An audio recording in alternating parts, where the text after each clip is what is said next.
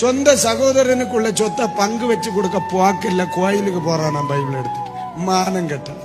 தெய்வீகம் என்ன? காண்கிற சகோதரனிடத்தில் அன்பாயிராதவன் காணாத தெய்வத்தோடு அன்பாயிருப்பது எப்படி? நம்ம தெய்வத்துக்கு வேண்டி தீயா நிக்கிற பலரும் தெய்வ சாயலில் படைத்த மனுஷனை வேதனைப்படுத்தி விட்டு உன்னுடைய தெய்வத்தை நிரூபிப்பது முட்டாள்தனம். அது தெரியுமா உனக்கு? பக்கத்து வீட்டுல கிடக்கிற என் சொந்த சகோதரன் குடும்பம் பட்டினி கிடக்கிறான். நான் கொண்டு பேங்க்ல டெபாசிட் பண்ணுவேன். விளங்குவியாடா நீ?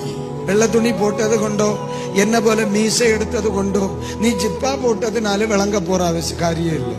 நீ உன் சுபாவம் மாறினது அப்ப கூட்டு சகோதரனை வேதனை வச்சுட்டு உன் தெய்வத்தை தெய்வம் நிரூபிக்கணுமா? ஏன் இந்த தெய்வத்தை நான் பிரசங்கிக்க தெரியுமா? அவரை சிநேகிக்கிறது போல என்ன உன்னை சிநேகிக்க சொன்னதுனாலே.